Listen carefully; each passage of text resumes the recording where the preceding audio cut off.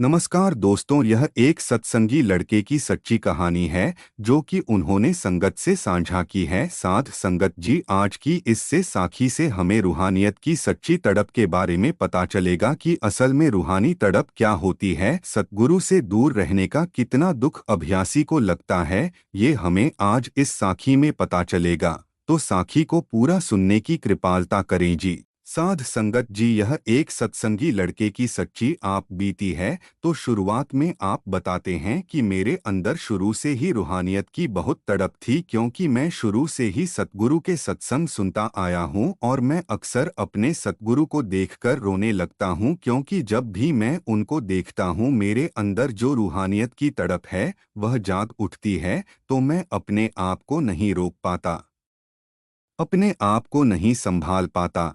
तो एक सत्संगी परिवार से होने के कारण मैं शुरू से ही रूहानियत से जुड़ा हुआ हूँ। शुरू से ही सेवा करता आया हूँ, सत्संग सुनता आया हूँ और इस बात का मैं मालिक को कोटि कोटि धन्यवाद देता हूँ कि मालिक ने मुझे एक ऐसा परिवार दिया जिसमें सभी को नाम की बख्शीश हुई है और मालिक से जुड़े हुए हैं। तो मुझे याद है कि जब मैं छोटा था मेरे माता पिता मुझे अपने साथ सेवा पर ले जाते थे और वह सेवा करते रहते थे और मैं खेलता रहता था। तो ऐसे ही शुरू से ही सतगुरु ने मुझे अपने साथ जोड़ रखा है। जब भी मेरे पास समय होता था तब मैं सेवा पर चले जाया करता था और वहां पर मेरे अच्छे सत्संगी दोस्त बन गए थे।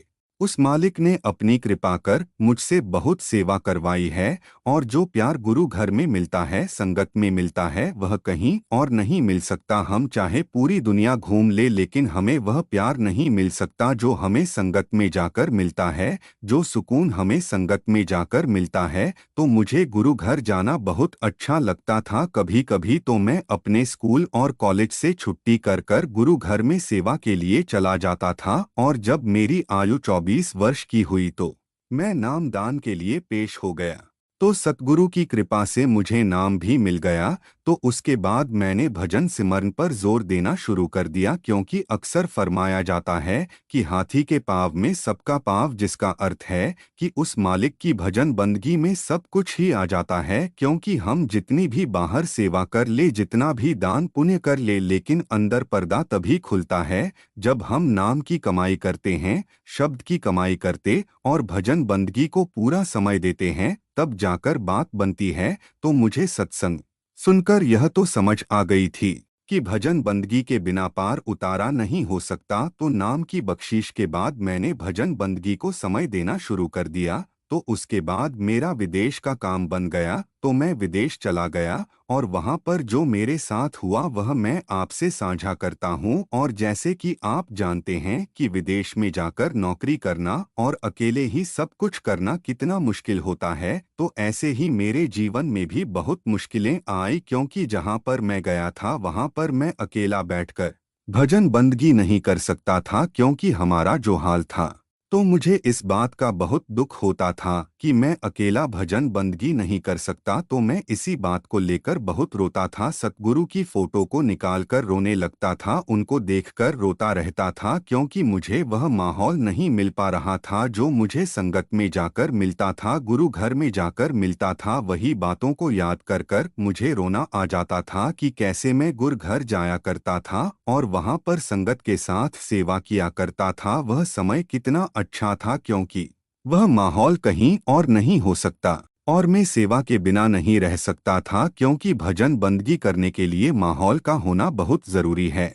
और गुरु घर जाने से हमारा मन झुकना सीखता है, सेवा कर कर हमारा मन निर्मल होता है और इसी की सहायता से हमें भजन बंदगी में आसानी होती है और हमारी सूरत जल्दी ऊपर चढ़ जाती है। तो मुझे वहां पर बार बार गुरु घर की याद आ रही थी। तो जब मेरा वहां पर भजन सिमरन करना मुश्किल हो गया, क्योंकि वहां पर ध्यान लगाना बहुत मुश्किल था, शोर शराबा होता ही रहता था, तो मैं बाहर जाकर वृक्ष के नीचे बैठकर भजन सिमरन करता था, नाम की कमाई करता था। और कभी कभी तो मुझे यह पता ही नहीं चलता कि कब रात खत्म हो गई और दिन हो गया। इतना आनंद भजन सिमरन में मुझे आता था और भजन बंदगी कर कर हमारा जो शरीर है वह एक कमल जैसा बन जाता है, हमें हल्का हल्का महसूस होने लगता है और हमारे अंदर आनंद के झरने फूटते ही रहते हैं, तो मैं बाहर जाकर रात रात तक भजन बंदगी करता था और मेरे अंदर सतगुरु के दर्शनों की बहुत तड़प थी, क्योंकि जब मैं भारत में था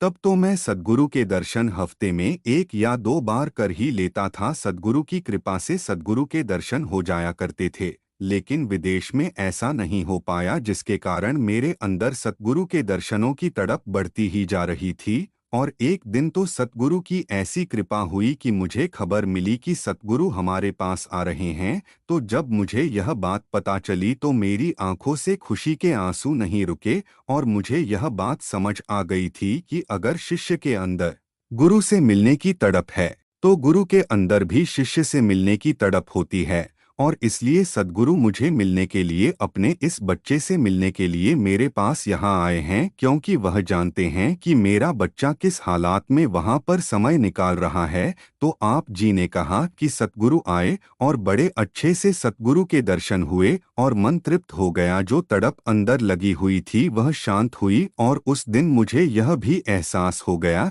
कि अगर हम सच्चे दिल से सद्गुरु को याद करते हैं, तो चाहे हम कहीं भी हो तो सतगुरु हमें दर्शन देने के लिए आ ही जाते। तो साध संगत जी, इस साखी से हमें यही प्रेरणा मिलती है कि अगर हम भी सच्चे दिल से सतगुरु को याद करें तो सतगुरु हमें दर्शन देने के लिए किसी न किसी रूप में आ ही जाते हैं। हमारा हाल चाल पूछने के लिए किसी न किसी रूप में वह आ ही जाते हैं। यह केवल उनके साथ ही होता है जिनके अंदर उस मालिक से मिलने की सच्ची तड़प होती है, अपने गुरु से मिलने की सच्ची तड़प होती है, अंदर सच्चा प्यार होता है।